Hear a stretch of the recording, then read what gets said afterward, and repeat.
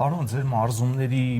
հրապարակումներից երևում է, թե որքան եք սիրում մարզասրահում ժամանակ անցկացնել ու յուրաքանչյուր հրապարակում նոր թեմաներ, նոր առիթներ է առաջ քաշում Արմանի առաջիկա հնարավոր մրցակցի մասին, կա հիմա որոշակի հստակություն, կարող ենք որոշակի փակագծեր բացել, միգուցե անուններ, միգուցե ժամկետ։ Իրանք ինձ ասին երկու հատ անուն հուլիսի համար, Աբու Դաբի դեղներ այդ կռիվը, բայց այդ անունները ինձ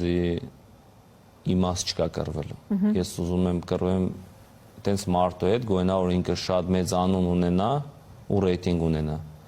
Տենց պրոստը էտած կռվիս, ենքան որ կռես, հա փող աշխատից, բայց ես թե